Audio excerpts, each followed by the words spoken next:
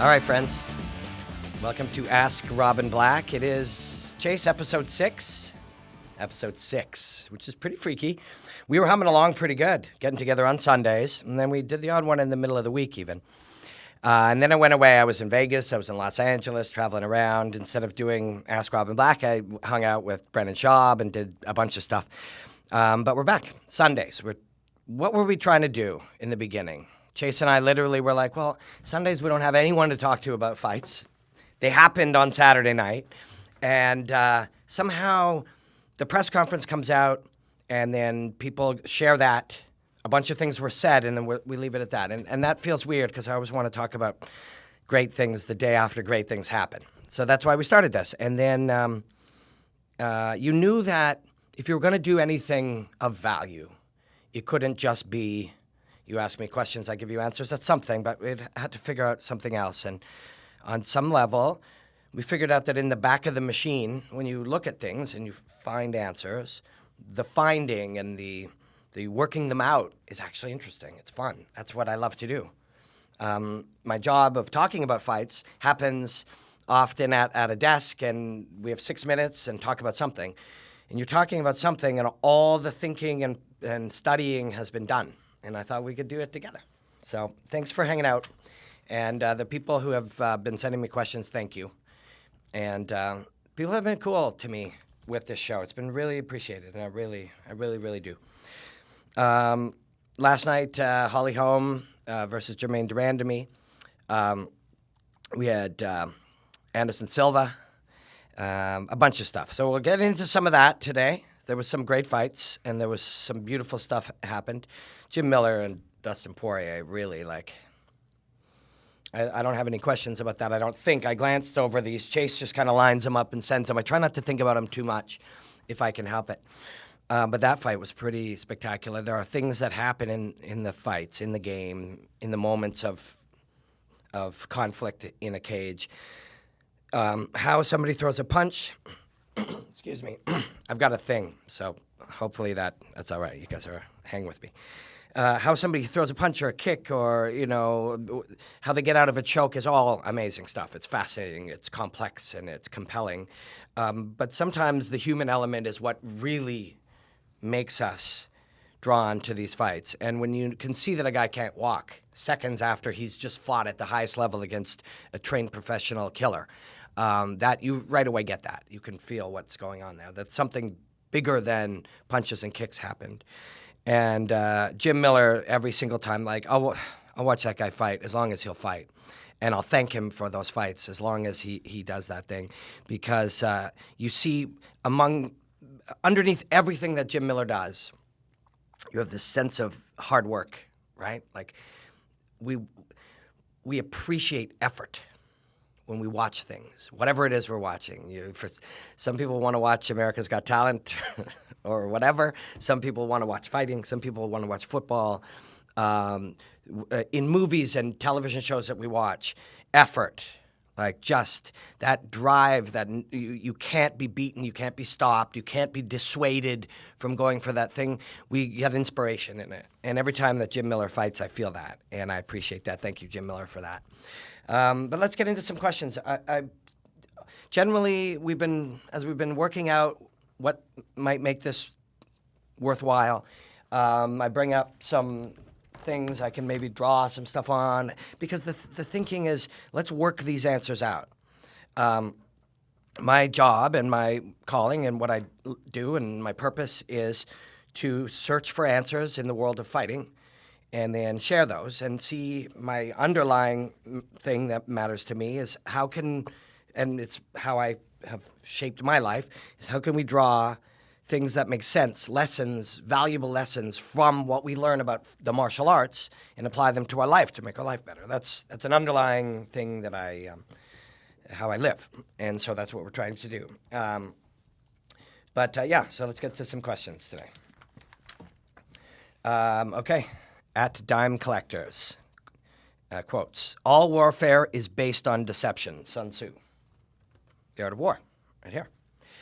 How is this applied to MMA? Okay. All warfare is based on deception.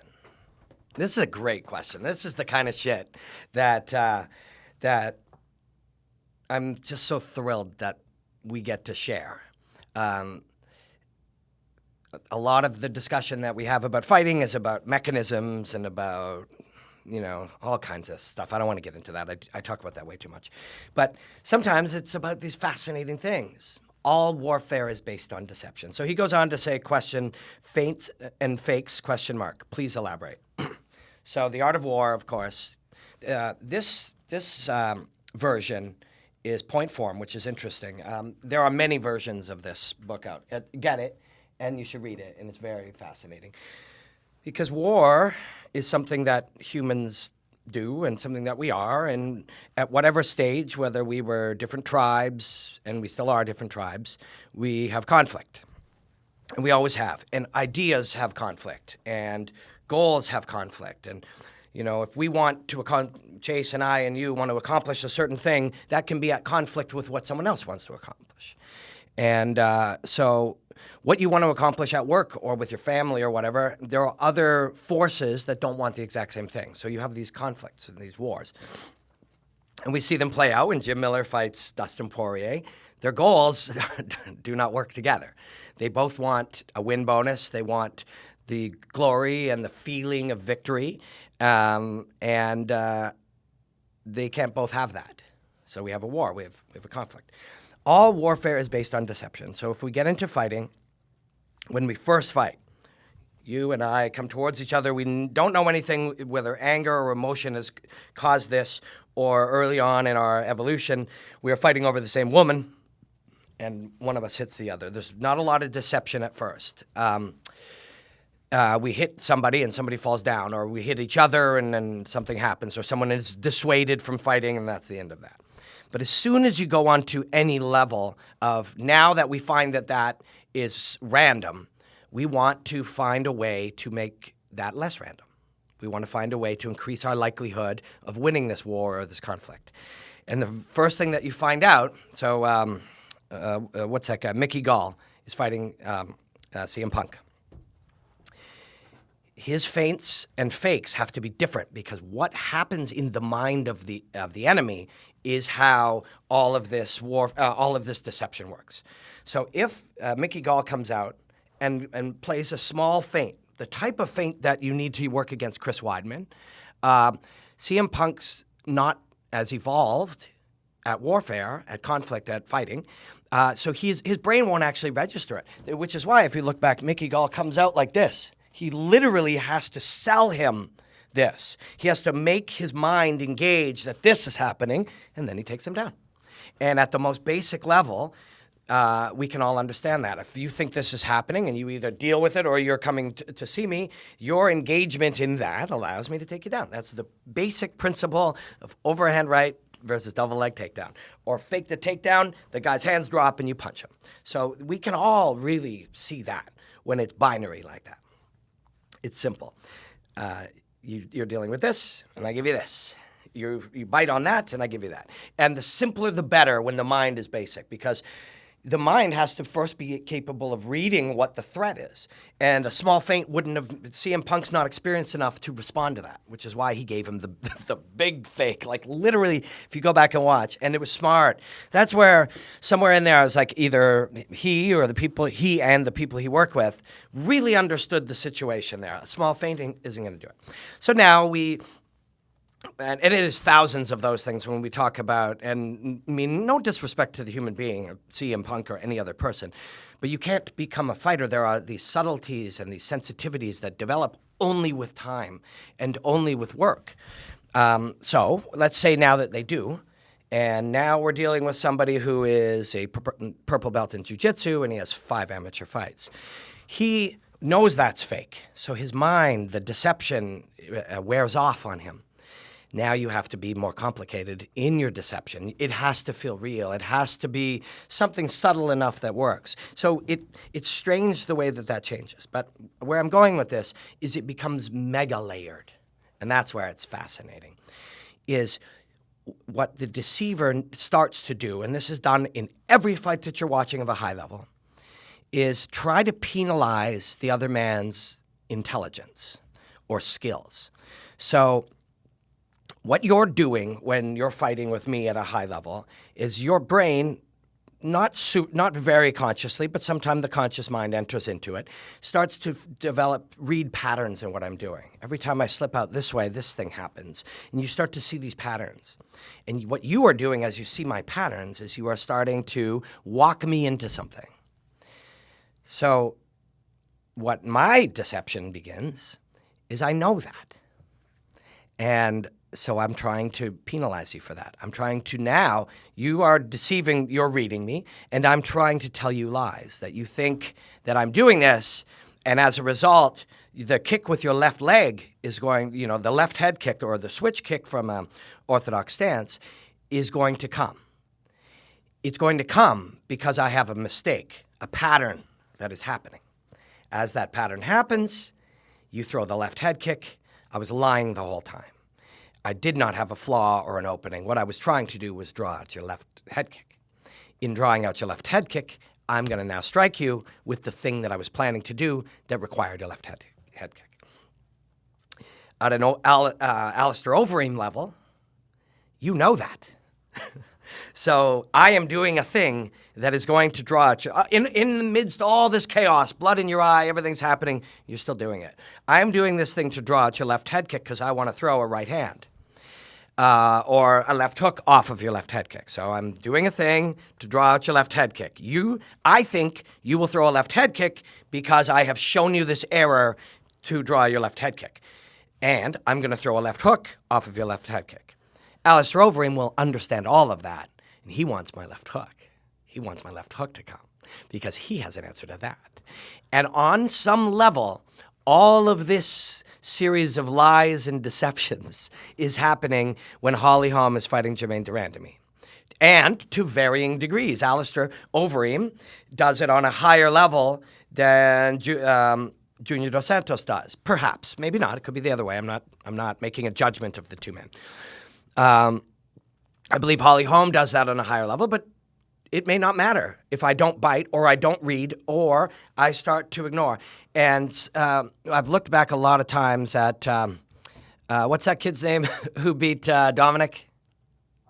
Cody Garbrandt. And that sounds ridiculous considering what I do, but I have a thing with names, and I do suspect it's from getting hit in the head. I'm not 100% sure. You'll never know. But I have a name thing. And so when I work at the desk, Ramdeen, who's my longtime partner, and Pollock helps a lot too. We're close friends. We've all worked together for a long time now. But Ramdeen and I finish each other's sentences as commentators. And I'll be like, and and he'll finish it for me. He'll give me the name. I remembered Cody's name before Chase gave it to me, but because Chase was right there, because he drank a lot of beer last night. Did you? He did. So where were we going? Oh, yeah. So Cody Garbrandt's gig was he was capable of not responding to all of Dominic's deception. Dominic's the best deceiver in the game. And he may fold that in on itself for the next time that he fights Cody Garbrandt. And I trust that he can and might. But Cody's big thing was that you can't ignore it all, because if you ignore these things, some of them are real, and you need to respond because the next one comes. But desensitizing himself to some, or having broad strokes answers to it. So if somebody is giving you subtle feints, micro and macro is something we got into before, and I got into with my Holly Holm breakdown. He's giving you these micro things, and you have a macro answer. It's just like, well, I'm not going to come towards you. Anyways, this is a very multi-layered thing, and I could spend the whole hour talking on it. And it really, the more you look into it, the more fucking incredible it is. Because what you're seeing is a guy kicking a guy, and a guy moving, and somebody who can't breathe, and he's tired, and a guy trying to choke him, and he's getting up, and all of this stuff. But underneath that, you are running algorithms. Sorting algorithms. We'll get more into this another time. If anyone has any specific algorithm questions, I'll bring in a book. By the next time we read, I'll restudy this book called Algorithms for Life. But algorithms are basically, if I send this package to Chase in Chicago and I send it through FedEx, how does that work? How does this get to Chase? There's a lot of algorithms that have to take place. It all goes into an office, and somehow this thing gets to Chase on the correct bus or on the correct truck to the correct plane to the correct thing to the correct truck to Chase's to the correct place to Chase's house. And when there's thousands of them, it's types of sorting algorithms, mathematical equations and plans that are sorted in such a way that this gets to Chase's house. And we'll get into that more another time. But and if you have any thoughts or questions or ideas for me, hit me with hashtag AskRobinBlack, and we'll get into that next time. But your brain is basically now trying to sort things, and you're trying to overload the guy's sorting algorithms. And there's other algorithms running, but sorting out bubble sort is a type of sorting algorithm. We'll break that down next time we get together.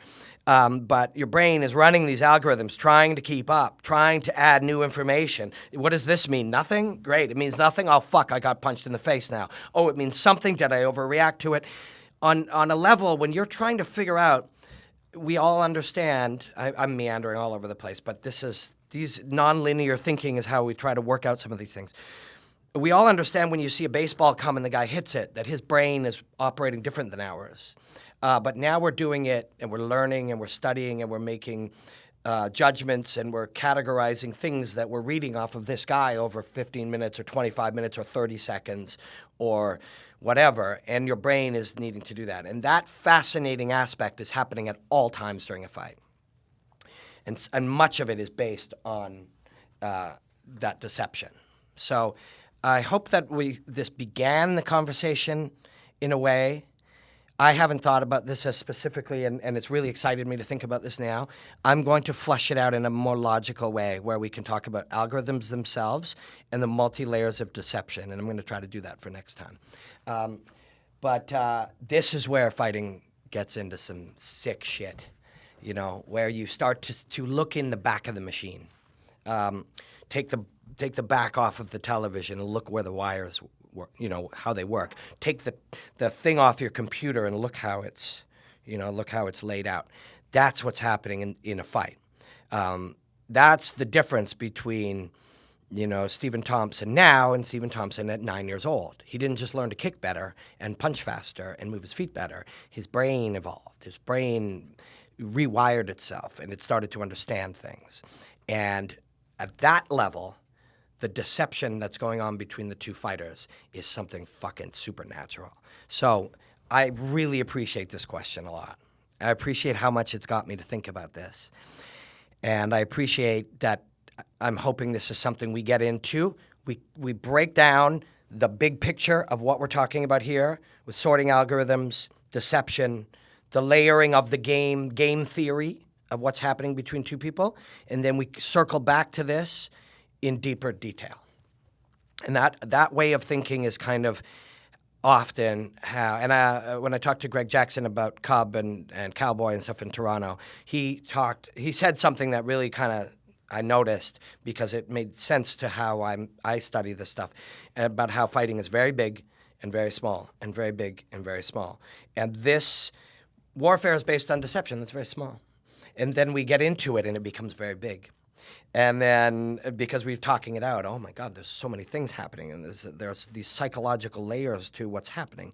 And so then the way that we'll work that out is we'll break it up into small pieces. We'll break that big thing up into little pieces, and we'll study those. The sorting algorithm, what does it mean? We'll get down to the deep layer. I'll break it down in bubble sort is actually a fairly simple thing to break down. It's not the way that fighters sort, but it makes you understand the sorting algorithm that takes place.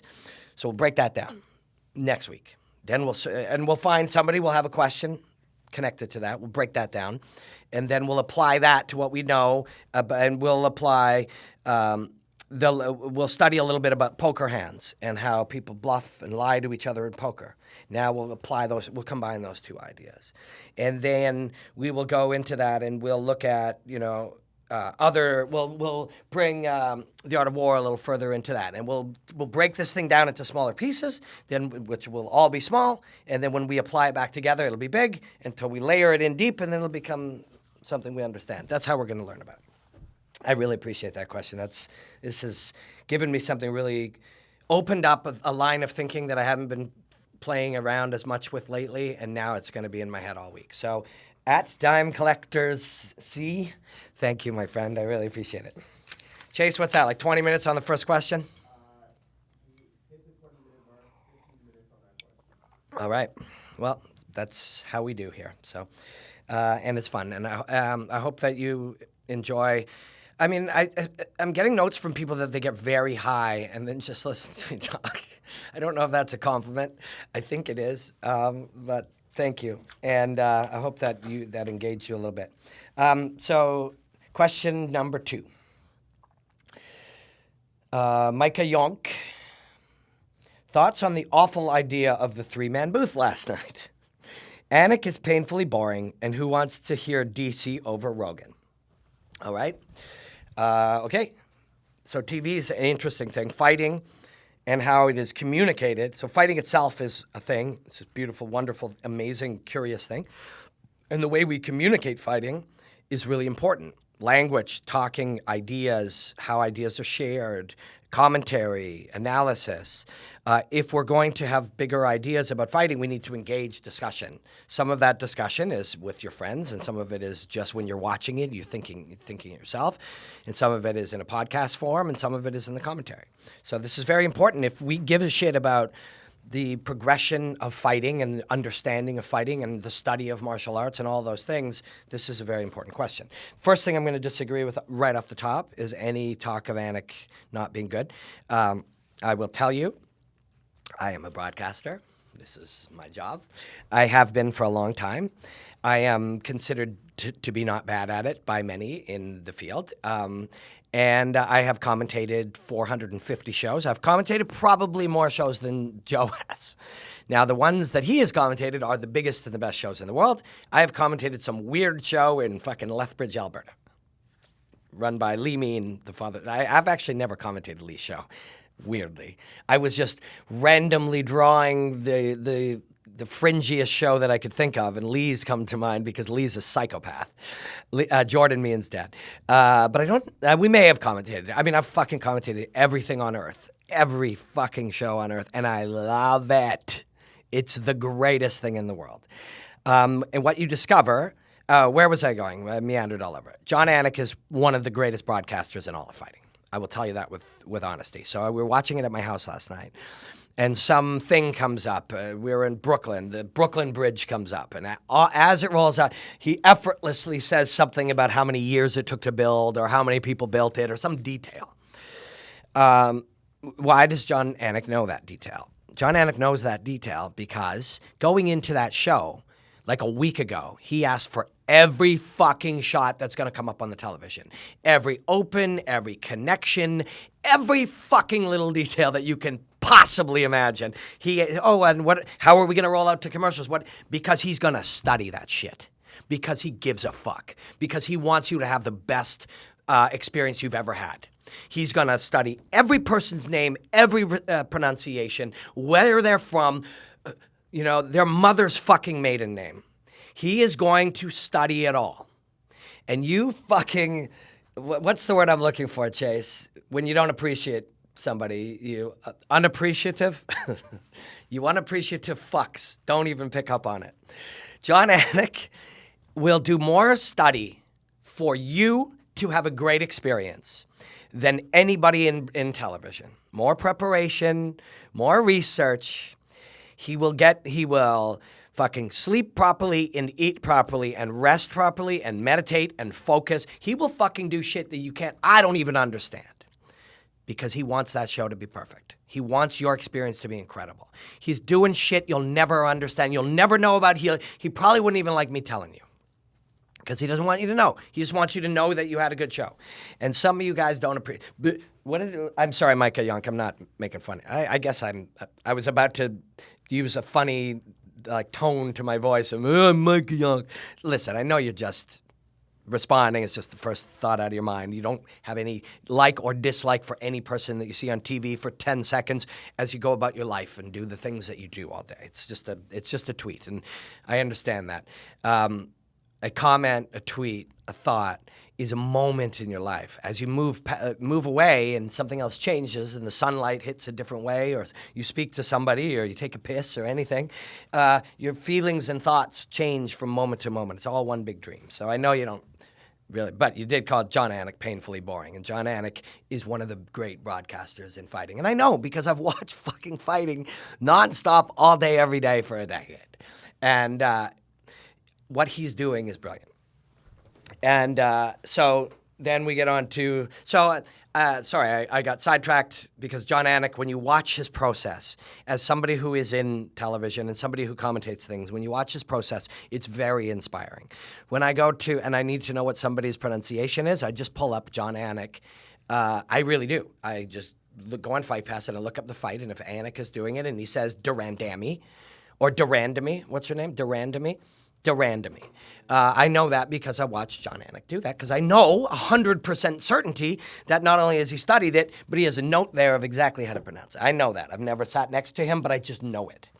So anyways, also, Jon Anik had this sort of dismissive hate when he first came in. I don't know how much, what percentage, but that's standard because we own this shit, all of us. This is our thing, fighting. This is our shit. People made fun of us because we liked it. Our fringe friends are like, why do you watch that garbage? You know, if we were teenagers, our parents people didn't want us liking this, so it was ours. And then this guy came in. Who the fuck is this guy? He came in here and he started commentating it. And we're like, no way, we're not having that. But now, years later, you can't dismiss, you can't deny, this is a brilliant broadcaster. So that's just my thoughts on it. So who wants to hear DC over Rogan? So that's it. So obviously Joe is my guy, and I am happily indebted to Joe. Try not to slurp, but as soon as I think about it, I slurp a bit. And Joe's the best ever. When you grow up loving the UFC, Joe's voice and his wonder of like, holy shit, I can't believe that guy has a goat's vagina of a cut on his head, or whatever. His wonder is part of what you do not understand. There's no way we can measure it. What connection our love of fighting is to hearing Joe commentate it.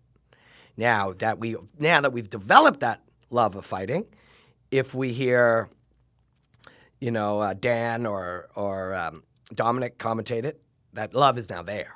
So if the day Joe no longer commentates fighting, you might still be like, well, I still really like it. And you will, because it's fucking great.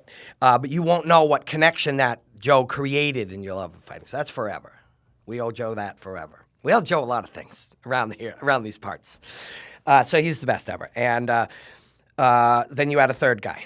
Now, Dan is great. He's talented. He's really good. Dan is a natural broadcaster. I went down and I watched him and Dominic work at Fox for a couple of days. And I talked to their bosses and stuff, and they all was just like, fuck. Guys like Dan, just the broadcasting is a job, which I guess I was getting at with Anik. I know we all kind of think if you had the chance to say it, to do a 5-hour broadcast, that you'd kill it, but you wouldn't. It's really hard. It's really, really hard. The mindset, the being in the moment. But once you make it easy after you train and you work at it long enough. Dan is a natural broadcaster. But a natural broadcaster, if we fast forward 100 shows, Dan will look back to now and go, man, I was terrible then. He will. He's not terrible, but he will. Dan 2019 or 2020 will listen back to his work and he will realize he wasn't good compared to what he is then. He is very good. But Dominic's only probably commentated 4 Shooto Brazils and 3 UFCs ever, and maybe he had some other practice, let's say 10. Cormier is the same thing. It's mind-blowing how good they are. Mind-blowing.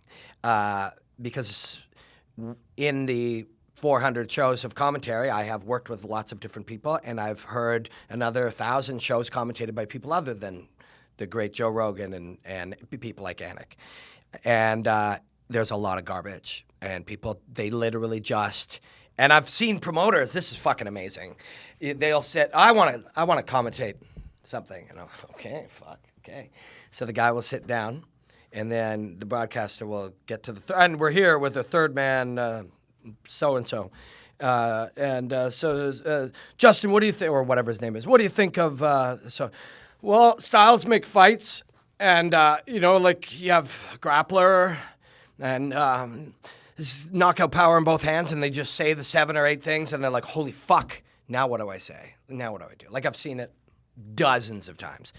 Anyways, Cormier is very good, especially considering 10. But every single thing that he's going to, a bit of space he's going to take is space that Jon or Joe will not be speaking. So in that space, would it be better to have Jon and Joe? I suspect it would. Although the vibe of hearing a third voice is in and of itself interesting. Also, Cormier, his take on wrestling positions and in-between positions is better than almost anybody. But he still sounds like a guy who is, going in and doing the commentary thing. So that's something that will change over time. He's better when he's the second guy, and Joe's better when he's the second guy. I think it's better with 2. But just having a third idea and a third thought has its own value too. So who knows? So recap. Anik's awesome. Joe's the best ever. Dan Cormier is a great commentator, and he, especially considering he's done so few jobs, but I think he's better as his own color guy than a third guy. But on the other hand, I've never made it, or at least recently, I haven't made it a secret that I want to commentate the UFC. I believe I have the skills to do it, and I have the experience, and nobody loves fucking fighting more than me, and the only person that'll outwork me is Jon Anik. If they do 3 guys, always, my likelihood of commentating just went up 30%. So maybe let's just pretend it's all awesome and go with it.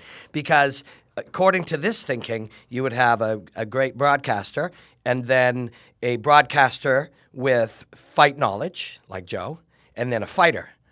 Well, outside of me, I don't know a lot of broadcasters with like fight knowledge that are not play-by-play guys. The color commentary gig has become a fighter's job. But if there's 3 of them and it's a broadcaster, fighter, hey man, I'm ready. I'm good to go. Dana, fucking put me in, dude. Okay. One day I'm going to do that. I promise you. I assure you. I'm as certain as I am of anything, unless I die young, I am going to commentate a UFC show. Many. Okay, third question. So anytime a question starts with this, I'm interested. Actually, I'm not. Don't put this in. I like it this time, but don't. Real question, comma, not a joke. Should breast weight count in women's MMA? Considering genetics determines weight, and it varies.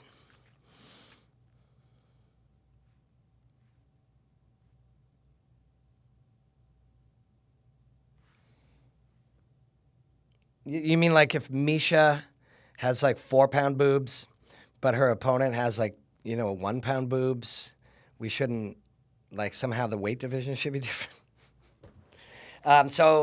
Okay, so do we have fun with this question, or do we look at it seriously? Boobs are cool. Like, boobs are cool. I was going to say everybody agrees, but not everyone agrees. If you are attracted to men, there's a lot of reasons that you might not think boobs are cool, but boobs are really cool. And yes, genetics determine your boob weight, and it does vary. But genetics also determine your bones weight, which varies. It determines the weight of your skull, which varies. It determines how big your hands and your feet are, which vary. It determines, should we go into dick size? Should we? Because, Shaq, no. Everything varies. And boob size included. And the weight of your eyeballs and the weight of your nutsack and whatever. So I think we just got to go with it. Sometimes, again, now suddenly my brain snaps back into, there's some actual real shit to discuss here. When you cut weight, you are cutting fluid. And when you cut fluid, there's a lot of fluid into the fatty tissue which is what your breasts are made of. Boobs, are made of. So you will cut more weight from your boobs. So you will also cut more weight from your boobs. Chase, what do you think? See? Boobs. I think we just got to go with it. It's true boobs. It's my podcast. I can do what I like. That's pretty neat. Okay, we're going to move on. So boob weight, it is what it is. If you have smaller boobs, well, you have a small advantage there because you can have a slightly larger back muscle or whatever. So good for you. Good. See, and I was just about to say good for you, and then I was going to say something about preference of boob size, like for mates, men or women. And the truth is that's all individual. Some people like big boobs and some people like small boobs. So just like that is individual for the mates and the interest of other people, it will be individual for weight cutting, and it may be an advantage, but you can cut more weight. So boobs. Okay. Is it possible for a 27-year-old to start from scratch and become proficient enough to compete with today's prospects? B-Dog Sweeney. 27-year-old to start from scratch and become proficient enough to compete with today's prospects. No, it is not. Let's ask that question of anything in the world. Is it possible for a 27-year-old to start from scratch and become proficient enough to play in the NFL? Chase? No. Is it possible for a 27-year-old to start from scratch and become proficient enough to be a prima ballerina? Chase? He doesn't think so. Is it possible for a 27-year-old to start from scratch and become proficient enough to play in a punk rock band? Sure, you could do that. What's the difference? One is about art and expression, and the other is about art and expression and extreme skill, talent, understanding, mind, sensitivity, experience, all of those things. And a 27-year-old can walk into a mixed martial arts gym, a fit, and let's say you're not even fit. He can work his fucking ass off for, 3 or 4 years, and he could go 4-0 as a pro MMA. At 30, he can go 3-4-0 as a pro MMA fighter fighting in Edmonton or Michigan or Winnipeg or Toronto or whatever. You can absolutely do that. Because what you're doing is you're facing other people of a lower level. You're facing other people where some of your attributes, your work ethic, your mind, other things that have become a part of who you are in your growth as a human being will come into play. You're tougher. You're smarter. You're more driven. You work harder. You learn faster. All of those things will matter. And then, so you will move out from, 5,000 fighters, and immediately after you win, you'll move down to that top, okay, let's say 10,000. You can move down to that top 3,000. But now all of those people are like that. And some of them have 15 years more experience than you. They understand things you don't understand. Their bodies can do things you can't do. Their minds are capable of these complex, executing complex ideas in real time that you don't even know about. And they have all the things you have. And so maybe you can beat a few of them because those attributes of you, something about you, how visceral you strive for something. You have some ability to never give up, no matter how challenging it gets, that you develop through something unrelated to fighting. There's aspects and attributes and things about you, and you work harder and you learn things. You might get to that top 1,000. And then they're all like that, except they also are way better than you, and they know way more than you. And it's the competition that makes that impossible. Could a 27-year-old start from scratch and become proficient enough to knock out Anderson Silva? No. But could he knock out Anderson Silva in some weird, perfect scenario in which, the randomness of fighting happens and an error meets a great moment, your great moment and his error meet? Sure, that could happen. But could you compete with today's prospects? You could not. You could not.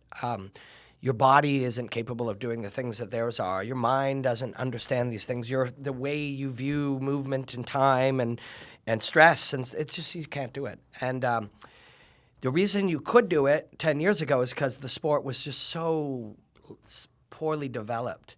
It was so, and that's normal. Baseball was, and I think that's probably a judgment, an unnecessary judgment. It was just lowly developed, early in its development. So was baseball at one time. There were people at one time, you don't have to look very far, there's movies about guys, walk-on baseball players. Guys who just fucking played baseball. They were really good and then just went to an open tryout. So that happened in every sport. But as the sport, there are complexities that happen. As in football, if you can't, I was going to hold this up. Like, I better get rid of that. So if you can't understand, what this is,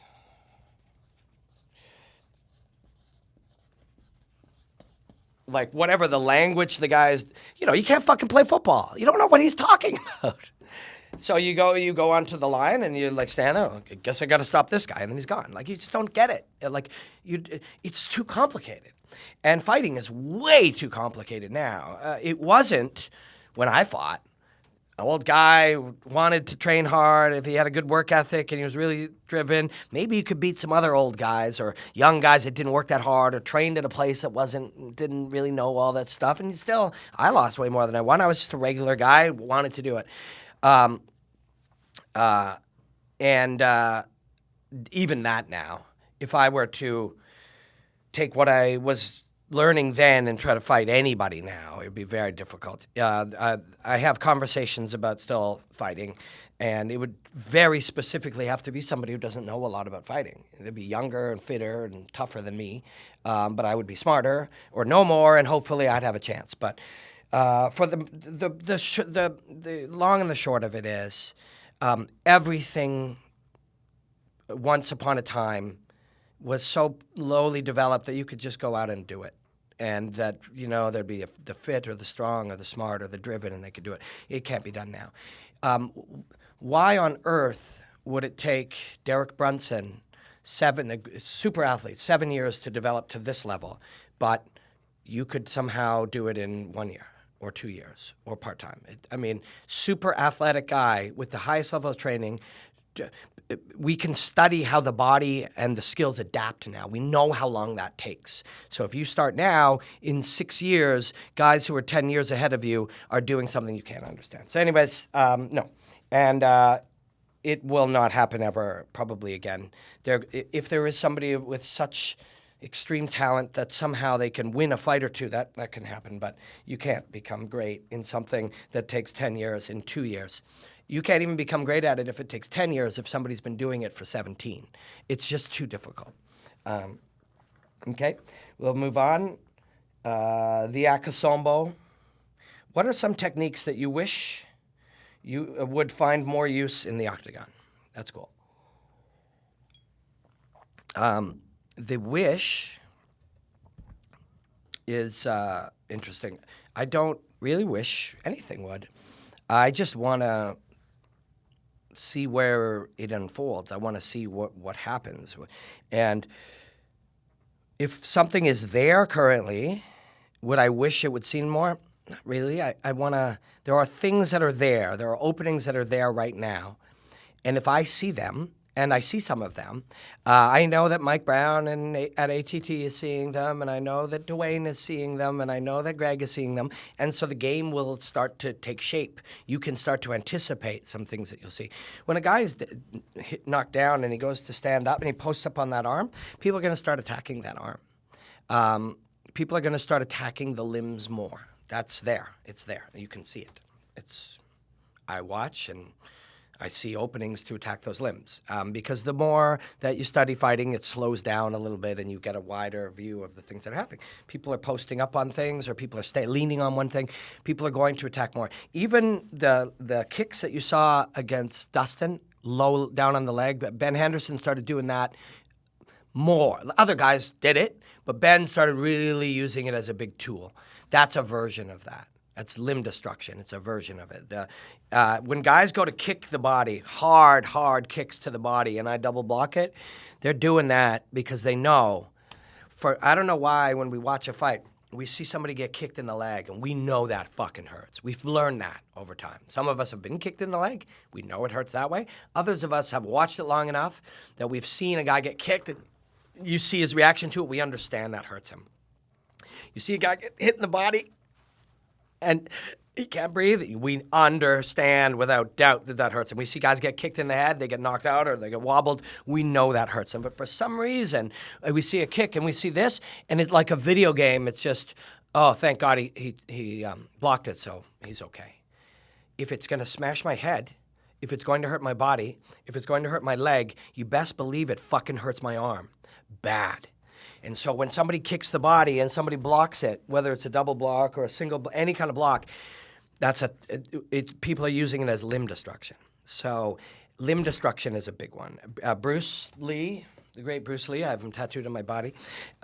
He's, the first great studier, deep studier of the martial arts. There were many, public one, I'm sorry. There were hundreds of that came before, but one that shared the knowledge publicly so that we could all learn from the martial arts was Bruce. His study and his ideas and the things he put out were, of course, brilliant, and they're reproved constantly. And some of my work is literally, I'll work really hard on something, I'll study it, I'll look at it, I'll try to flesh it out, I'll try to explain it so that people will see it and they might like it or find it interesting. And then at the end of a long, an idea that you have, you come back to, and then you'll just go look up something, and he did it like in the 70s. And all you did was reprove some concept that Bruce Lee had. But Bruce Lee talked a lot about limb destruction. So, again, we're going to use the example of somebody, Rick Glenn, actually, who fought last night. And I thought he did win the last 2 rounds, incidentally. He likes to throw those kicks to the body. Duke, he trained under Duke, especially from southpaw. I'm this way and he's that way. And as that open side kick to the body, southpaw versus orthodox is always there. My leg goes into your open body. Your back leg, power leg goes into my open body. If I start checking that hurts bad. Also, what if now I can't punch you as well? So we get multiple benefits from it. So limb destruction gives you multiple benefits. I'm in pain. My body has been shocked. I am hurt, and my weapon is now damaged or it's compromised in some way. Also, am I going to be hesitant to take more of those? Is that going to make me not engage? Many benefits. So limb destruction is a big one. When Chris broke Anderson Silva's leg, Ray Longo and he worked on that specifically with the intent of hurting Anderson for throwing kicks. Because when they look back at the first fight, Chris was near perfect, but he got leg kicked a lot and it hurt him. He was damaged. I believe it was halfway through the second round when the fight ended, but he was damaged. And they were like, okay, well, we got to fight him again. What do? We like everything that worked, but he damaged us badly. And if we don't finish him, what's it going to look like in round 4? We better discourage him from kicking. How do we do that? We do that by hurting him. That when he throws at something with the intent of hurting us, we hurt him for doing that. And so there was a point on the shin and in the direction of the shin that you damage his leg. The goal was to hurt him, and it was accomplished. Now, you can't plan that it will be a fight-finishing injury, a fight-finishing damage, fight-finishing blow, but it was. But it was very intentional. Limb destruction is one we're going to see a lot of. There's also moments, whether we choose limb or we choose other, there are moments in the constant, when somebody has our back to a certain degree or even has us in a damaging position, we purposefully give our back, you hear my feet, so that your feet can go onto the ground and you can drive up. Because when your feet are on the ground, your entire body becomes the tool, right? So 2 feet on the ground is solid. As I drive up, it's really hard for you to keep me down. So I give up my back partially with the intent to drive back up and rotate around to my arm or dig underneath or get across the face and then disengage. And in that process, me, the guy trying to hold you down, just currently kind of accepts that, oh, fuck, this is, okay, well, I'm going to disengage and we'll get back. In that process, there's some shit I can do to you that is not being currently done. And I know Mike Brown is somebody who's working on that position. I know there are others. I know Henry Hooft and his guys are making strategies in that thing, because if we know that we can predict, again, all warfare is based on deception. If something starts to happen that we know is going to happen, we need to do something about that. Fighting is not about accepting that. Fighting is not about, shit. Now he's began the process of feet on the ground, drive straight off the ground, get back to face and disengage, and I just have to agree. I'll fight it, but I know it's going to make me tired, so I just have to agree. You don't have to agree. There's things to do there. There are moments in there, and that whole game is going to unfold where some guys in that process throw a head kick. That's the beginning of that. There's a whole world in that. And fighting does not just accept that something happens. Shit, we're here. Okay, well, this means now that you've begun this process that I just go along for the ride, and the next moment I accept is that we're out in the open space and we're fighting again. I'll just fast forward to that and we'll do. No fucking way. There's a game in there. There's a world in there. And so guys are going to do that too. So there's a few. There's a lot. And wherever that goes, as we sit there and we study it and we watch it and we're compelled by it, we're going to find these other openings, or we're going to find things where, and this is happening. This is not some fucking sitting at this desk thing. This is happening everywhere. This is what they're doing. This is what, Matt Hume is doing every day. He's looking and he's peeling back another layer. And sometimes there are things that we do. Oh, and here we got to make sure we do that. Why do we do that? Why don't we just do this? Because we're doing it because we agree. We're praying mantises. One praying mantis does something and the other one does. One really cool thing I heard Cormier say last night was if I throw a low kick, the high-level kickboxers he works with are like, never just answer that. Because that goes back. If I can predict, I need you to throw a low kick. How do I do that? I'll low kick you and see if you'll kick me. Oh, you did. Boom. You can't do that. That's the layer. Those are the layers we're getting to. There are things that we say are true just because we've heard them for a long time. If you look back, I did a Holly Holm versus Jermaine Durandamy breakdown. If you can look that up, I would appreciate it. I really love doing those, and I really, really love doing the work. In it, I was like, we say forever. Dan said it last night, and I'm not undermining. I have no intention to undermine Dan Cormier, but he was talking about outside foot position. That's bullshit. Bullshit. Oh, we got to put our front foot out. You don't. If I know you're going to do that, then I know why you're doing that. And if I know why you're doing that, you have no advantage in doing that. I'm going to put my left foot outside because it'll line up my right hand better. Then I know you're fucking throwing a right hand. And if I know you're throwing a right hand, you're not deceiving me. And if you're not deceiving me, you're doing something that you've heard said many times by commentators. And so you think it's true. It's not fucking true. Your primary objective is not to get your front foot outside of Southpaw versus Orthodox. It's not. And if you think it is, and I know it isn't, then fucking good for me. Because I know why you're doing this thing. And if I know why you're doing it, it's not real. And that is, although Holly knew that, she knew that was the case, and she still couldn't win.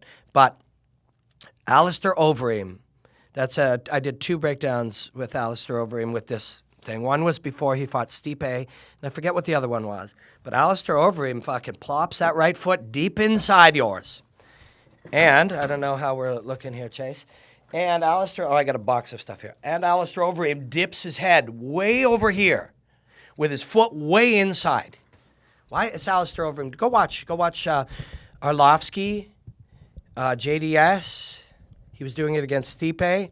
Why is he doing that? Alistair Overeem is doing that because he wants you to either throw your right hand or your right kick, or what actually ends up happening in almost all these cases as he's over here is your brain is going, dude, that guy is totally baiting me to throw my right hand and my right kick, and then you don't fucking throw it. So what did he accomplish? Your left foot is out front of his which has just made your right hand and your right kick your devastating weapons. And now you will not throw them because you know I want you to throw them. Now you got shit. You literally have nothing. Alistair Overeem has his foot out here, and he's dipping his head way inside. And you don't throw those, the things that you lined up that are there because your foot is out, because you know he wants you to throw them. Now you have two weapons, neither of which you'll throw, and you literally do nothing. And that's just because you think that thing is real. It's not fucking real. All of these things that are said to be real, and I know this is going to all of a sudden where the bottom falls out of things when you get this way, but you got to understand, most of it is bullshit. And I know we need structure, and I know we need outlines, and I know that we do need those, but most of it is not true. Most of it is just what we do. And so what does that mean? Well, do whatever you want. No, that doesn't work either. So we need some guidelines, and we need some structure, and this is the best that we have. And since it's the best that we have, this is what we'll work with. But what we're looking to do is, as we become good enough and our understanding is broad enough and our athlete is good enough, is we get to the point that we start disproving these things that you, the opponent, believe. We start disproving them in fights. We start penalizing you for your beliefs. We start making you believe that this is how fighting has to happen. And when Eddie Alvarez and please understand that Eddie Alvarez is like one of the great fighters in the world. One of the great fighters in the world. When Eddie Alvarez gets beaten, and with some of the great coaching minds ever, when he gets beaten by Conor, it's because Conor made all the things that they believe, he showed which ones were not true. The truth is they're all not true, but you need some structure. We need some structure. We need to train a certain way. We have to have a strategy for now. But it's all based in whatever we believe for now. We know that we believed that the earth was flat, and we know that we believed that we revolved around the sun, and we know that we believed that having dirty hands didn't make your doctor make you sick or die. All of these things. And then we learn. So we study, we get science, we get new knowledge and new information, and much of it becomes untrue. And one day, 500 years into the future, every one of these fundamental, not every one of these fundamental beliefs. Let me try to make a little better sense of this. I'll use Greg Jackson's conversation again. There are principles, and then there are truths. There are some truths. Being in balance does give you a certain benefit.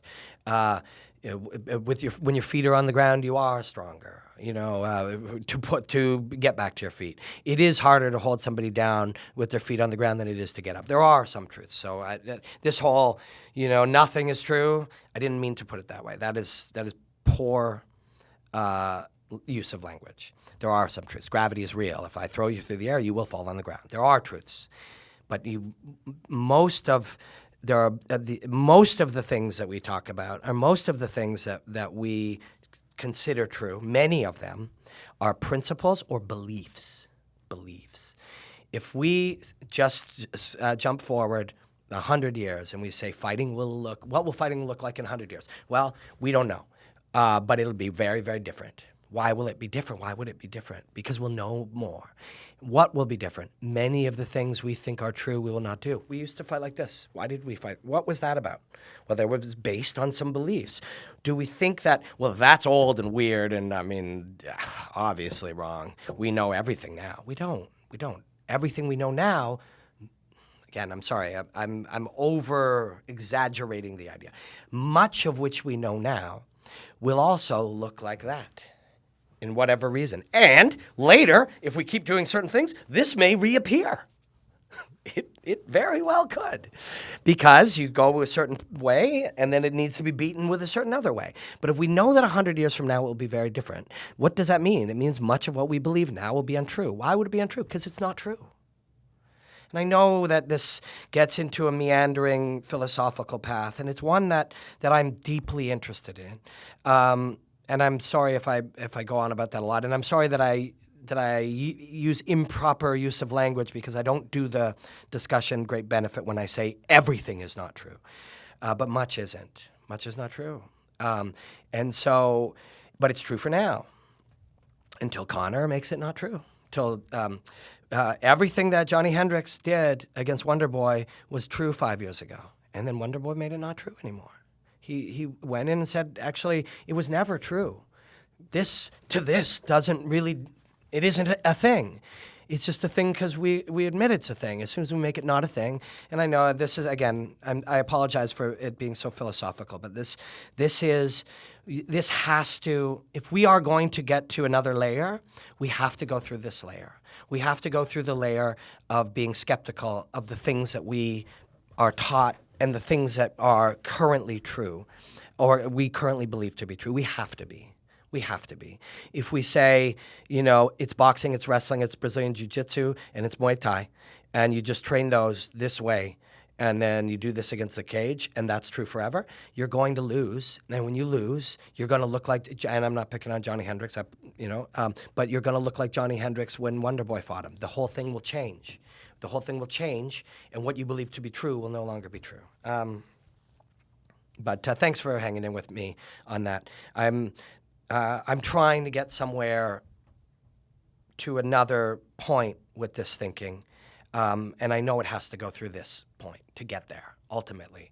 And I know that I get feedback from people that, I meander all over about the philosophy, the big picture of these things, and I know that it might be better for my job. I know I might do a better short-term job if I didn't, but I believe that this is leading to a deeper level of understanding, and it might take a year, it might take 5, but that we have to go through this period to get to that deeper layer. So thank you for hanging with me on it. Okay, this is interesting. It connects. I'm just apologizing for doing my study and learning the way that I'm doing it. I do that because I'm asking people to come with me, and it's a bit self-serving because I'm truly believing, and I believe it'll be valuable to anyone who cares about this conversation, which is not a lot of people, I understand, but if you are one of them, thank you, that we're going somewhere, that our understanding of fighting in the martial arts and its application to our life will be valuable if we go through this period of philosophizing about the big picture of how learning happens, how study happens and how we respond to things and re-examining things and opening our minds about things and trying to disprove things that we believe to be true. Maybe they won't be all of that. I believe that's, and so I'm apologizing for it because I know it's not easy. And I'm also admitting that perhaps I'm not doing the best short-term job possible because I'm doing this. And so that leads me... Gabe signed on, at Gabe signed on. The hate you receive is so unwarranted. Please don't let any of that shit stop you. That is very kind. Hate. If somebody hates or appears to hate your work, I think that's a good thing. I really do. I think that's a good thing. I think I truly believe that if I wanted to not have somebody say, oh, this guy sucks, I hate this guy. If I wanted to not have that, the easiest way to not have that would be to just do the same thing that you already see. This is the knockout power in both hands. It's the striker versus grappler. It's going to, and that would be the quickest route to just kind of fading into the background a little bit. But it would also stop this progress that I'm seeking. Now, even having this conversation might result in some people going, fuck this guy, Jesus. The weird part about that is we all realize, we know undoubtedly that there are like 5,000 different things we could go find immediately. Thousands. Every song that's ever been written is on YouTube. Every television show that's ever been made, everything. Literally every piece of entertainment, hundreds of millions, maybe more than that, of types of entertainment, what they call content. I don't know why they call it. It is the content. It's just stuff.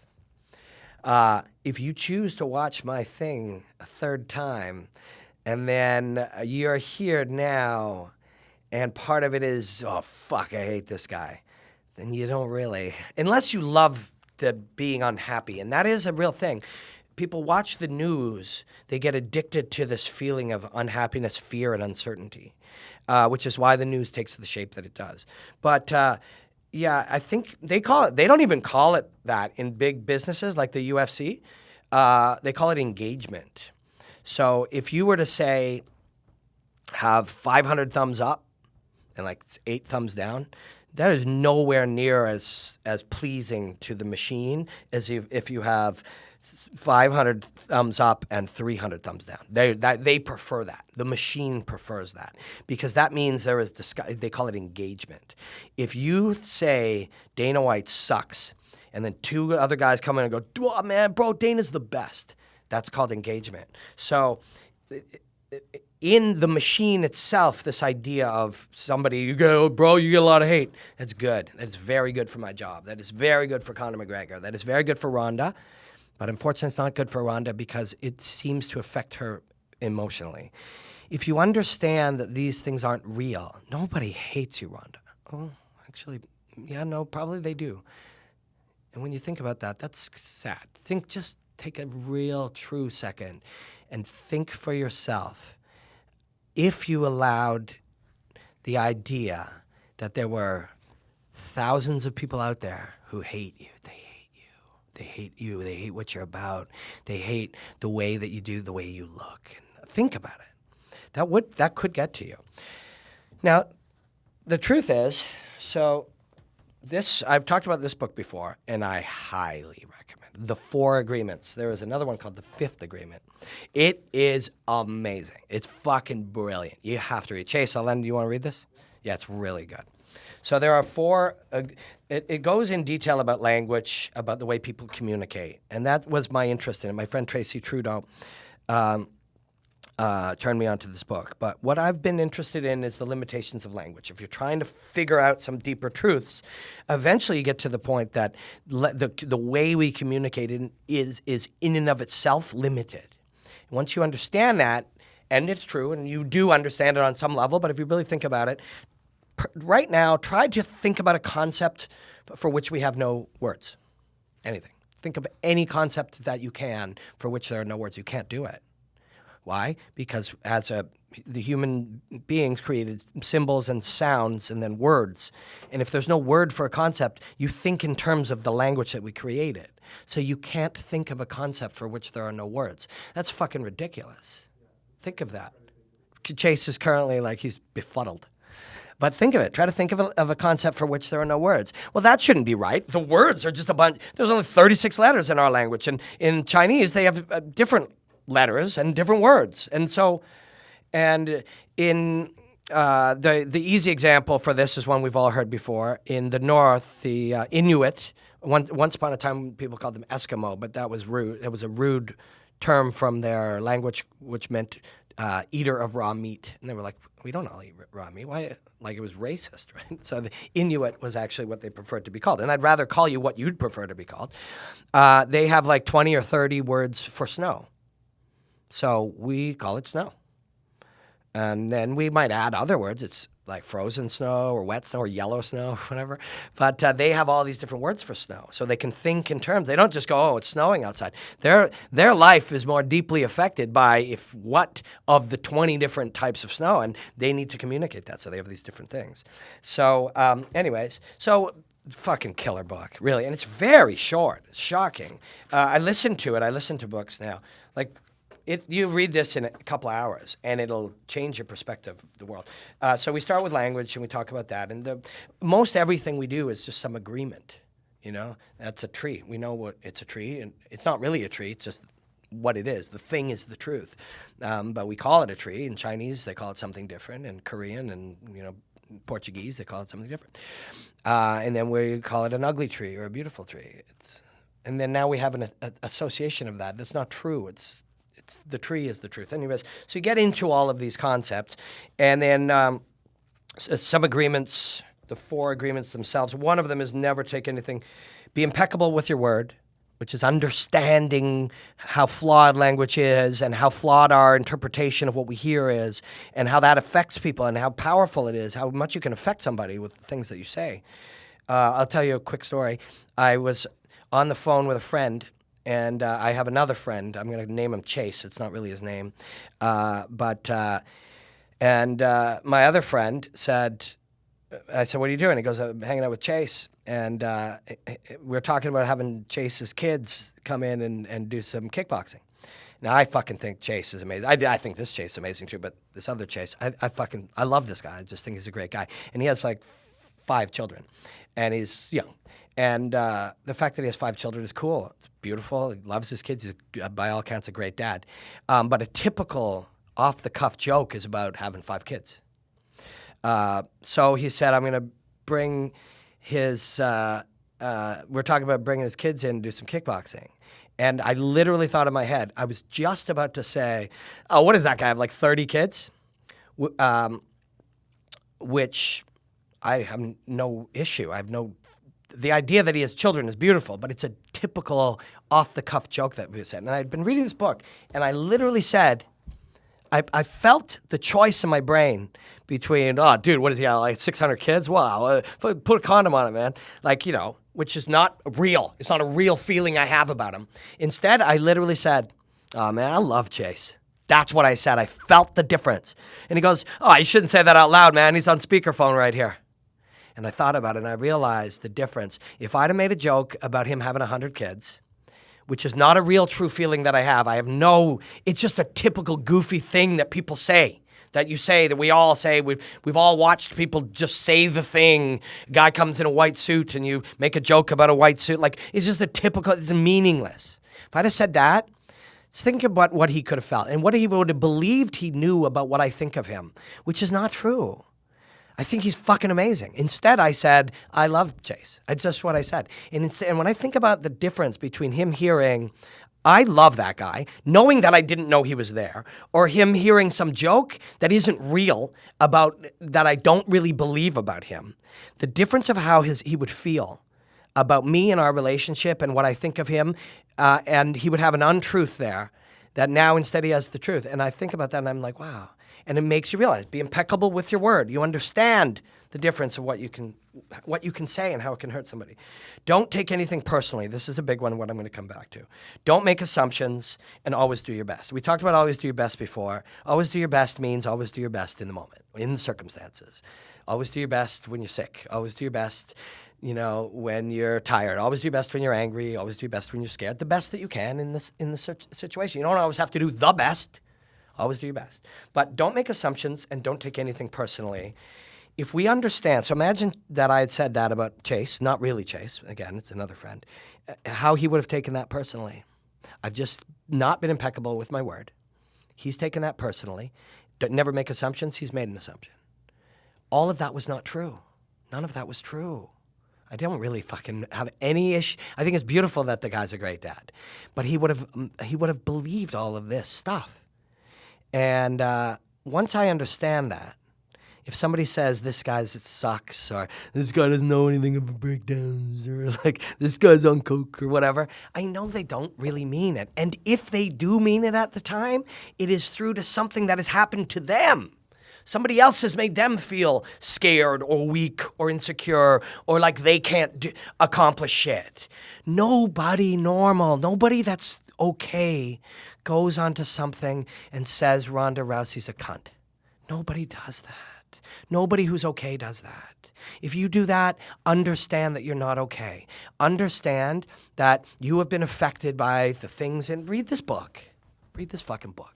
But understand that things people have said to you, you've misunderstood, you've made assumptions, you've taken it personally, you haven't been impeccable with your word, all of these things.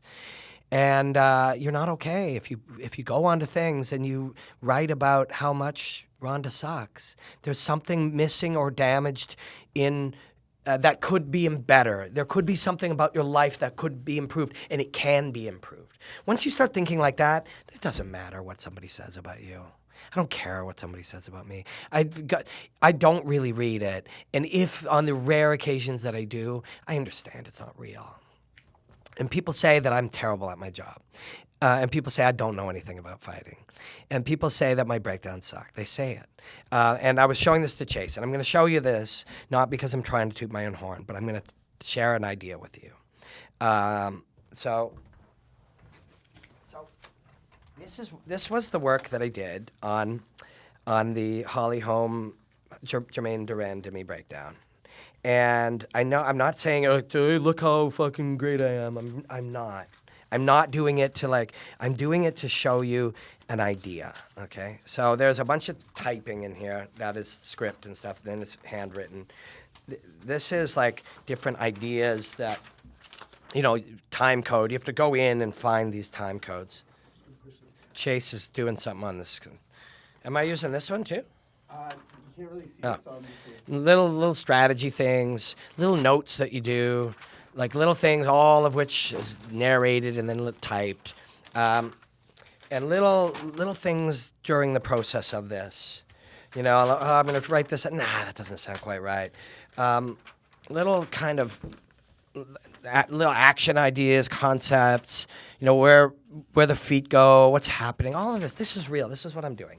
And I love it. And I do love it. And I'm not trying to brag, but I am proud of it. These are all little time codes that you go in and you find the little seconds. And it goes in layers and what you have to do in what order to be able to do it. Because it's not the breakdown itself that I'm proud of and I will be proud of forever is not somebody gives me a bunch of tape and then I say some stupid shit.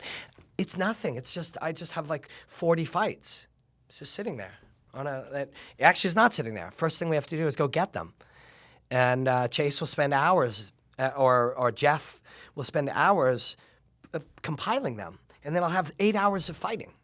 There's no breakdown. There's no thing at the end. There's just 8 hours of fighting and a bunch of, 50 different angles of replays and different, and somehow I got to take this 50 hours and find it down. So anyway, so you go and you do this, and I love it, and it does take days and days and days because you got to first bring the fights, and you got to watch them all. That's going to take you 7 hours, 8 hours, 10 hours, 2 days, and you're gonna take them all and write down every little second of what you saw and what you could. There will be 14 options of that one low kick. Which one is the right one? You want to do the best art you can possibly do.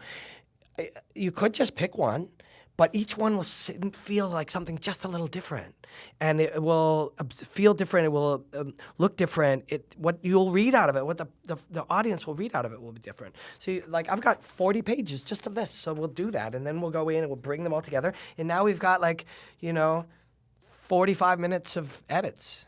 And we can only make this 4 minutes, and it has to flow. And then we'll go in, and I know that I want to put these logos and signs and words and whatever. So now James has to make that. I have to know where that's going to go, and then get James to make it. He's going to spend 2 days putting those red circles around something, or putting some kind of the name on the thing. That all, you have to plan all of it. But anyways, my point of it isn't to pat myself on the back, although I don't think it's the worst thing in the world to pat yourself on the back sometimes. But bragging, ego, allowing it to make you think you're special, that you can't have that either. But my point of this is you can have a physical evidence for yourself. I'm sharing this with you because you're my friends, and you're my friends. I know that because we're an hour into a really fucking esoteric. I don't even know if that's the right word, because I don't actually know what esoteric means. Do you, Chase? I don't either. And it's one of those ones where you use certain things, you got to know what it is. I think this is an esoteric breakdown, but I don't know, because I've actually never really taken the time to consider that word. But this really weird, all over the place thing, if you are still watching this, you either like it, or you're one of these people who likes to hate stuff, which is a type of liking it. But so I'm sharing this with you because I want you to think about this idea. But whatever you do, you can have like a physical evidence for yourself about what you do. And so it was Mullins who told me this. So when I went to go meet with Dana and Craig Borsari at the UFC, I knew that was going to be a meeting that was going to have an impact on my life. Dedicated my life to this. This is what I do. This is what I love to do. I don't do it all day because I want someone to like me, or I don't do it all day because I want to make money. I do it because this is what I do. This is my purpose in the world. And when you're going to go in and you're going to meet with the people that will bring have an effect on how you're going to do your thing. I want to examine and study Conor McGregor up in real time, or Anderson Silva, or Ronda, any the greats, the development. I want to study up close. I want to be able to take this obsessive desire to study the martial arts, and I want to take it as far as I can. Then I want to share it. I want to commentate the fucking UFC, and I'm going to do it one day. But this meeting will have a very big effect on that. The first one, and I saw Dana last week again, and Craig, and it's great because this is where I'm going with my life, and it might take me 5 years, it might take me 10, but it's irrelevant because this is what I do. But I knew that first meeting was going to be really important, and there are many other important moments that happen in your life if you have a path that you're after. And so you're going to question yourself. What do I know? And am I good enough to be here? You're going to question all of those things. And it's fair. You should. You know that a part of you is constantly reminding yourself of beginner's mind. I'm a beginner. I'm a beginner. I'm new. I have a childlike curiosity. In doing that, that's making you stronger, but it may also make you not aware. There are times you need to be aware of what you do and what you might have known. And so I took all of my notes and I looked at all of them before I went to meet with Dana and Craig. And I looked through these. And I looked through them all. And I looked at the things that I had made to study fighters. I looked at rundowns of things that we had done. I looked at early scripts. And in doing so, I looked at lineups of fights. I looked at 150 breakdowns and all of the work.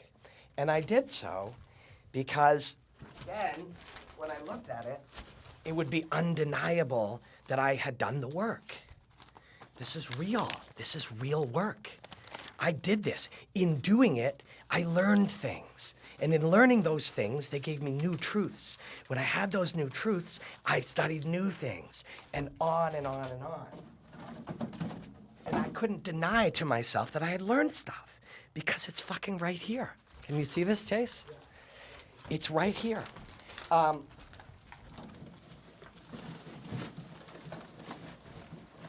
I can't keep that forever because that's hoarding. And I know that's hoarding. But it gives me evidence of the work that I've done. And then, now, that box is running out of space. Now this is the new one. And it goes in there.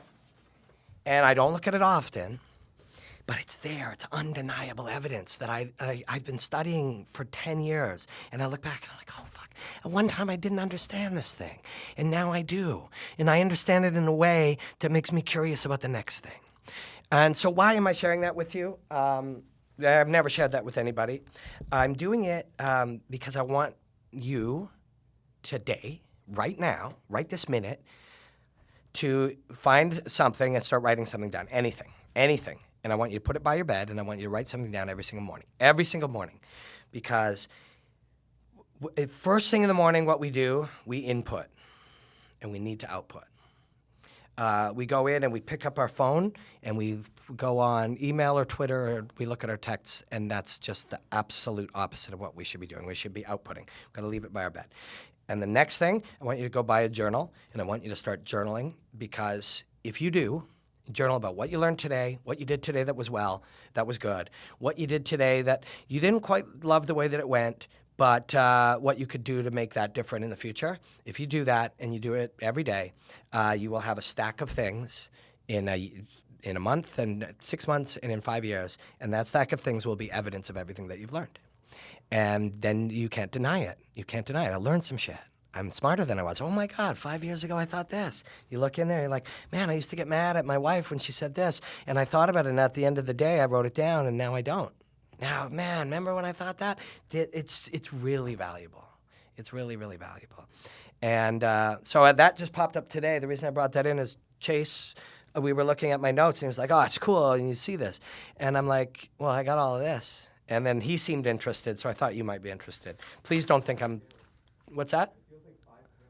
He said it feels like, it's heavier than 5 pounds. It's a lot of it, but it's, I just shared that with you because I want you to do that.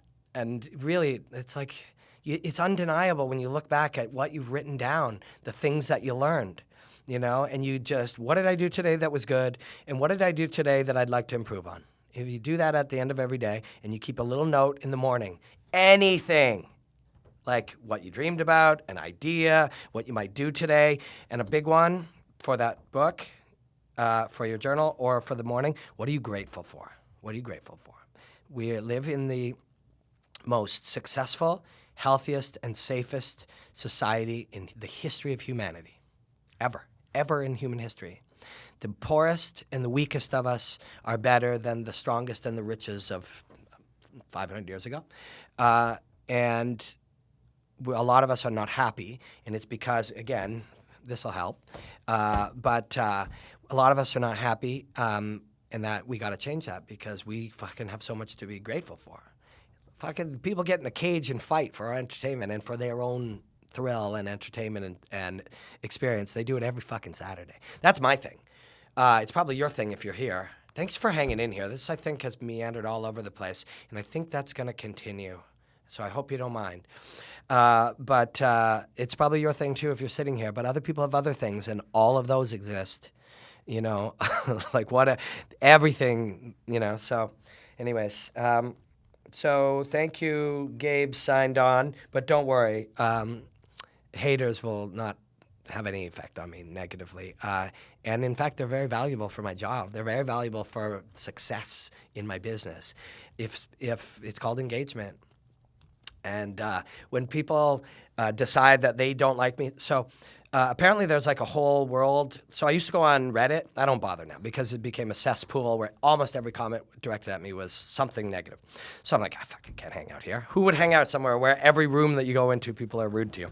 But apparently, so there's a whole group of people who I've in my lifetime made something, let's say 570 tweets. And one of them in passing was some reference to Ariel Helwani being a taxi and I'm an Uber because old style of journalism to me is old and dated, and I believe that. And Ariel's a friend, incidentally, and we make jokes about it whenever we see each other and give each other a hug. But to some people, that particular tweet, not the other 530 whatever, that one gives insight into who I am. Now, anyone who would actually think that or respond to that or now has that idea of me wasn't somebody interested in that fight analysis in this conversation. They weren't.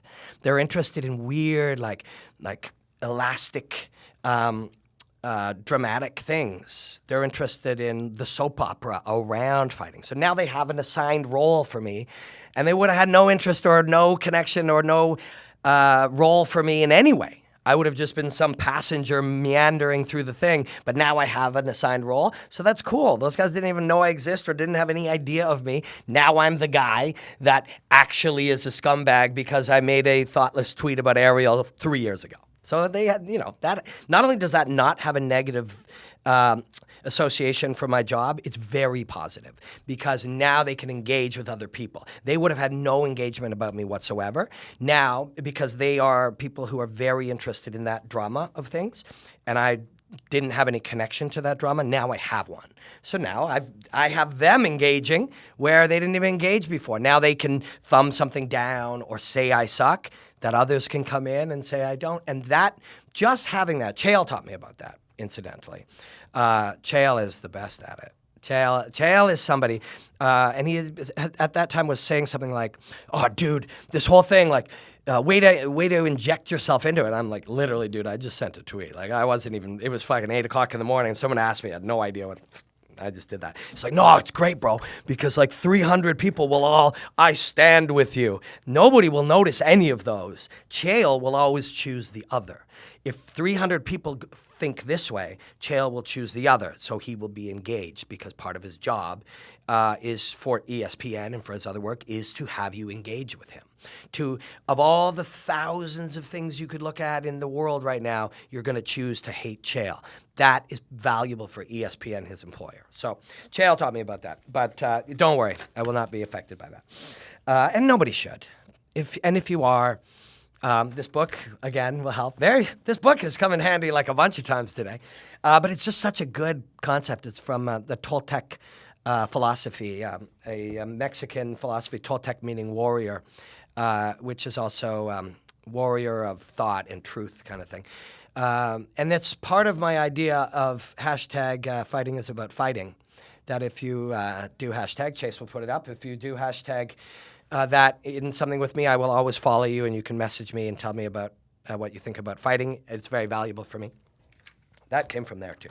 So, very great book. So, Chase, we've got a few more. How are we doing for time?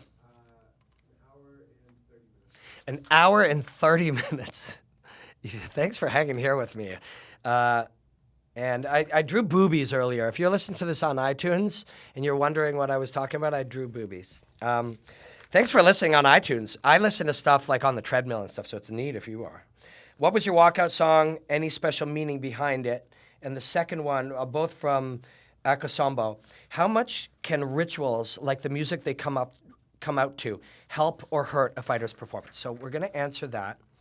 There's a question on combat sambo fighters. I'm going to move that to next week. We're going to talk a lot about Khabib next week. Cornermen and MMA should stop fights more often. We're going to talk about that next week, too. Chris Weidman, we're going to talk about that. So I'm going to take this one, Chase, and then one more at the end, number 11 that you sent me, and we'll put the rest next week.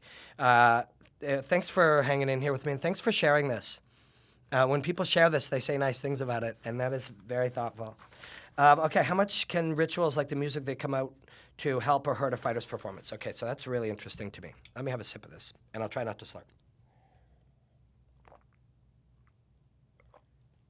It wasn't a sip, it was a gulp, and I didn't slurp, but I did make loud gulping sounds, didn't I? I was going to say it's a gulp. Yeah. So first of all, rituals. This is very interesting because there's two aspects to this question that hit me. How much can rituals like the music they come out to help or hurt a fighter's performance?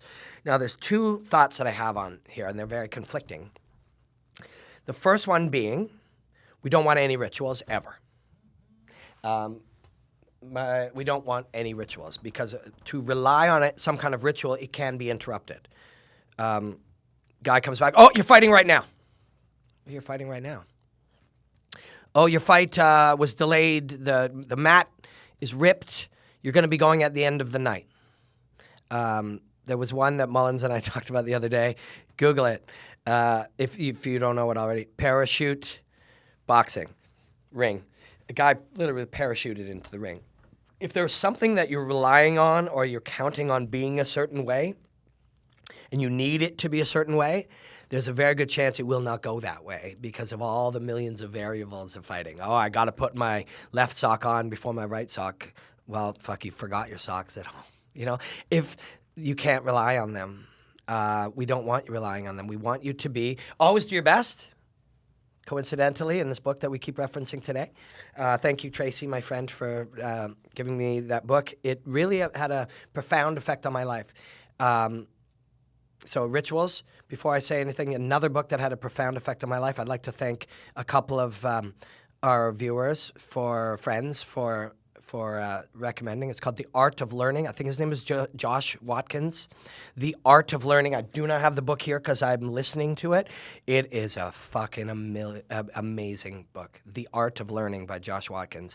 It takes this guy who is a chess prodigy. I'm making quotations now if you're listening on iTunes. There's no such thing necessarily as a prodigy per se, and he became, a champion with push hands, a type of kung fu, and many other things. And he didn't just become great at chess; he became great at learning. And he breaks down the experience of learning. And this book means a lot to me. I recommend it very highly. But thank you. 3 or 4 different people recommended that book to me by Twitter and by messaging me, and I can't thank you enough. It's a beautiful, beautiful book. And Tracy, thank you for this one. Rituals, we don't want any of them. Ever. We don't want to rely on them because relying on them, they change. If I need to put my socks on one after the other and I don't have socks, what do? I'm fucked. I lose. I'm automatically knocked out. I'm not the champion. I've lost forever. My wife left me. Like, you know what I mean? Like, we can't have that. So we can't have any rituals at all. We can't. We can't rely on them. On the other hand, anything can have value. So if we don't need a certain song, because we can't need a certain song, because we come out, the thing is, I'll tell you, my wedding, where I married Erica, who is my best friend, and I miss you, sweetie. She's in. She is currently in Vancouver, and going to Edmonton. She is in the U.S. tour. She's in Canada for 2 weeks, but it's the U.S. tour of Kinky Boots. So she's away for 5 months. I will go visit her in San Diego after that MMA awards thing. Thanks for voting for me if you did. I don't think there's any mathematical likelihood of me winning against those people, but thank you anyways. I got this killer outfit for it. I'll tell you about that next week. Really excited. So we got married, and we went and met this DJ. The DJ was a super cool guy. We went to his place. We were chatting with him. He's just a music obsessive, and we're like, he's got all the stuff we wanted. It was a lot of classic rock and stuff like that, and he had it all. And we're like, this guy's great. And he said, "What about your first dance song?" And I'm cool, whatever. Erica says she wanted, I forget actually what it's called, but Bryan Adams, "Have you ever really, really, really ever loved a woman?" Is that? Chase has no idea. Anyways, Bryan Adams' song about loving a woman. So, wedding's beautiful. It's awesome. Like, we're in Niagara Falls. The glass, you literally can see Niagara Falls, the falls in front of there. All our friends, best party ever. Talk to anyone who's there. People still come up to us, say best party they've ever been to. A guy comes up to us, and he's fucking white. And we're like at our table at dinner in the middle of our thing, and he's like, "I really need to talk to you right now." And I'm like, nothing's gonna fucking wreck the day for me. And I go over, and he says, he looks fucking scared. "This has never happened. I'm so sorry." And this is 5 years ago now, so this is different, technology. He's like, "Your first song, the file is corrupt." Now you just pull it down, get a YouTube and put it over the thing. But 5 years ago, for whatever reason, it just wasn't available in that way at that time right there. And I said, "Man, I think you got the right couple to have this happen to, because it's not going to wreck our day." And I went over to Erica, and I said... And I opened with that. I said, he's upset about something. I said, "I think it's the right people for this to happen to, because it's not going to wreck our day." And she said, "What?" And I told her. And she was like, "Okay, well, we'll pick a different song." And we did. And now we have 2 songs. So, the song that was accidentally our wedding song, and then the actual one. So we now have 2. So it was good. But see, that can happen for your walkout. So if you need, and there's some cool walkout songs. Rich Franklin would come out to, "For those about to rock, we salute you." That's one of my favorites. But I'll tell you, if you ask Rich, it's like, "Hey, what did that song mean to you?" It's like, "Well, I get into mindset this way. What if they didn't play it?" Well, fuck, I'd have to fight. You know what I mean? But having said that, what I will say is you can create a valuable attachment to the song. So my last fight was my best performance ever, by far, and I had won a couple of other times, and I'd lost but performed well, and then I'd lost and performed terribly. But as far as being in the state of mind to truly, I'd lost track of time, and it was this wonderful experience to be able to be so free, and that was not something very common. But I was understanding it a little more at that point, that was something that you could have some input into. And so anytime I felt great, I finished a great workout and I was getting on the treadmill, I would play the song. It was "Dream On" by Aerosmith, and I would play it. So I would play it in my headphones in moments of confidence, in great moments, in moments where something great happened, optimism, excitement, and I played it. I'm sure I played it 30, 40 times in the advance of that fight. So I built an association, a psychological and an emotional state association to that song. And did that help? Maybe. I don't know. Did it not help? Maybe not. Was it irrelevant? Maybe. But if it could help them 1 or 2% and you're not reliant on it, why not? Build an association to it. Some of your favorite songs are your favorite songs because you heard them when you were getting laid for the first time, or like at a great party, or whatever. I mean, you can build an association. You could probably build an association to a smell. An orange. I started to always eat berries in the back. I'd keep some berries around. Who knows? Maybe it's attached to something. Maybe there's some value in it. It'd be great if it gives you a little value, but we're not reliant on it. We can't be reliant on it. You can never be reliant on it because if it isn't there, something changes. There's a surprise, variables. We're screwed now. And there was a friend of mine that before I understood the limited amount I understand now, hoping to understand much more in 2 years and 5 years and 10, but I knew even less before meeting my friend Dr. David Klonsky and my friend Tracy Trudeau, who's also a psychologist, and David Mullins, who I do a podcast with, before meeting them and being exposed and getting ideas from them that allowed me to study my own things and so forth.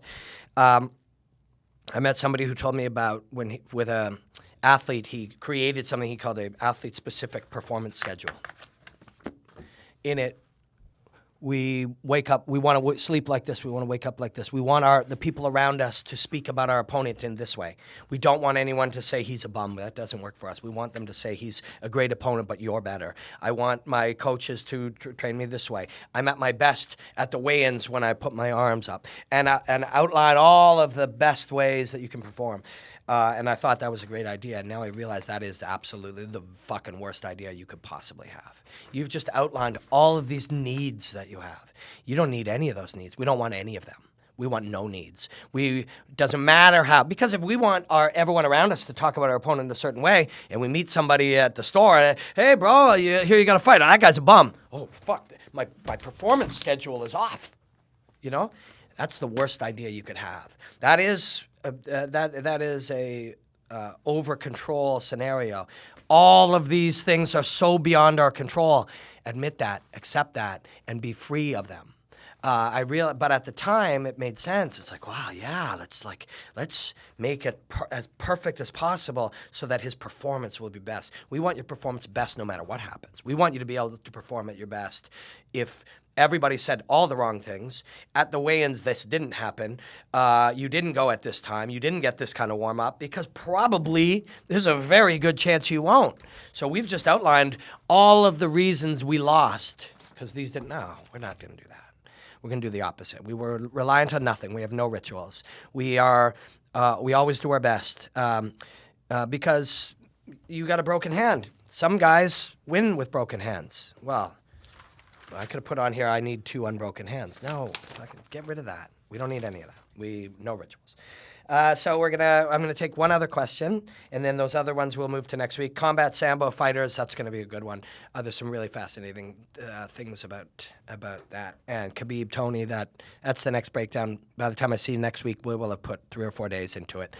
I've got a couple of weeks, so I'm gonna use them. I'm gonna really use them. If there's deeper layers, if there's more that we can make with it, if there's more ideas we can flush out, we're gonna do it. But thank you for hanging in here with me, really. These have turned out to be one of my very favorite things, and not just because I get to sit here and listen to myself talk, although that would be that would be a good jab you could give me because it's funny and true. It's because I get to work out these ideas, and I feel free here to be wrong, to second-guess myself, to look at something, look for the answer, think you have the answer, discover that you don't have the answer. All of that is what I do to get to the point that I can do a 4 or 5 minute breakdown. But doing it with other people makes it different, and I really like it, and I really appreciate it a lot. Thank you. So our last question. What are your thoughts? I am Jake94. What are your thoughts on Dana White stating Jon Jones will fight for the belt upon his return? My thoughts are good because Jon Jones is the best fighter. Now, I know that there might be other aspects to that, and I don't care about them in the context of wanting to see the best fighter fight. I also don't care about the belt, just so we're clear. I don't care about them. I don't care about the belt, and I don't care about the rankings, and I don't care about any of the title challenger. I don't care about any of those things. I don't have any interest in it. It's just not what I'm interested in. I'm interested in the fight. I'm interested in the combat, the martial arts, the strategy and the execution and the moments of battle. And I do have friends that would be like, but dude, that's not fair. This guy did this. I don't care. I don't care. And it's like, oh, but Jacare deserves it. I don't care. I don't. I understand that justice and fairness and deserving and all those kinds of things, I understand that that it is okay to care about that. And I don't judge you if you like that. And in fact, I like that you like fighting. But I don't, this is all just one big, beautiful, evolving martial art, art for me. I don't care about the rankings. I don't care about the belt at all. I don't. Who's the champion? It doesn't matter to me. It doesn't. The pound for pound rankings, I don't care. I don't. I just care. Hashtag put it up, Chase. Fighting is about fighting. It is for me. It's for me. It's the combat itself, the people, the moments. Now, when I remove myself from that art, I just want the purity of that art. When I me and Brendan Schaub, I don't know, Brendan, you're probably not watching this 2 hours. You don't probably have 2 hours, although you could have it on an iTunes or in the background of something. But my friend, I want to thank you for the conversation that we had. I really enjoyed it. You're a very cool dude and a very smart guy, and there's something, you got an essence that is like a friend, a cool friend essence. I don't know how to put it. Does that sound gay? It didn't mean to sound gay. Not that there's anything wrong with being gay, obviously. But I didn't mean it to sound gay, so I hope it didn't sound gay. But me talking about it sounding gay, it sounds kind of gay. But I really enjoyed hanging out with you, man. And I'm looking forward to talking to you more. But he and I talked a little bit about that. And he is interested in the division and the rankings and the title shot. And he's a highly intelligent guy. And so I get it. I get that smart people can like and find all that stuff interesting. And we all look at things differently, and categorizing something and making sense of it. Well, this guy is the next guy. And if he fights that guy, it'll mean this, but he's already beaten this guy. I understand that is a interesting thing to a lot of people, and that lists themselves and order and, hierarchy, that matters. It has always mattered to humanity and to people and to... So I get that. I'm not judging. I'm certain. Please understand that I'm not judging that. And sometimes if I watch smart people talk about it, I find interest in their desire to make sense of it. And I think that's pretty neat. But I don't care about it at all. And in my world, there would be, I don't need any belts or any titles or any of those things. I just need the combat to work itself out. And then the artists, I want them to be benefited. I want them to have good, healthy lives. I want them to have decent money to be able to do the things that they want to do. So I understand that matters for them. And so that matters to me in that way. I want Jorge Masvidal or Cub Swanson or Stipe or Holly or any of the fighters that I love their art. I want them to have good lives. They get good lives if they fight for these titles. So that, I get that. But I personally don't care at all. So Jon Jones happens to be kind of a troublemaker in other areas of his life. That matters to some people. This guy doesn't deserve or whatever. Great. I want to see Jon Jones, the brilliant artist, fight Daniel Cormier, the brilliant artist. That's what I want to see. So I'm happy. I'm happy about this. Incidentally, Jon Jones, in 2 different times I saw him. I've met him actually 3 or 4 times. But the last 2 that I can remember, one I saw him, he shook my hand and we sat down and he smiled and he's like, "Robin, it's great to see you, man. I love your work. It's going to be great working with you again. What are we talking about?" "Oh, thanks, man." And he was genuine. And I liked that guy. And then I saw him another day, about 6 months later, and I heard he was out partying in Toronto, and it was the next morning. He was a bit late, and I was in the back room with all the media, and he walked in, and he goes, "Nice hair, bro," and then just walked by. That, to me, is Jon Jones. Now, which guy is really Jon Jones? They're both Jon Jones. He's a guy. He's a person. He's a fucking human being. Human beings are flawed, and they have good moments, and they have bad, and they up and down. And fuck, he's a human being, young guy. you know. But as far as the martial artist, there's nobody I'd rather watch do that art than that guy. You know, very few anyways, very few. So I'm thrilled. I hope that's true. Chase, any last thoughts? This is what he did. I say it a lot, but I talked about making a journal and writing things you're grateful for. I'm going to leave here and I'm going to write in my book how grateful I am for these Sundays that we have. I really am. And thanks a lot. So please get that book. Write down some shit. You don't have a journal would be a great thing. Trust me. Get this book, The 4 Agreements, and definitely get The Art of Learning. I'm listening to it, and I love the way it unfolds listening. And keep questions coming and any feedback or thoughts. Like I said, if you message me and you put "fighting is about fighting" on Twitter, I will follow you back. And a lot of people gave me a lot of great stories about what martial arts meant to them, and it meant a lot to me. It helped me understand that there are a lot of us out there that are studying the martial arts and studying fighting for a lot of really neat reasons, and that it has a lot of great things in people's lives, and that means a lot to me. So thanks. Ask Robin Black, episode 4. I think we're trying to get together next Sunday again, so send us some questions, and we'll keep answering them. Black out.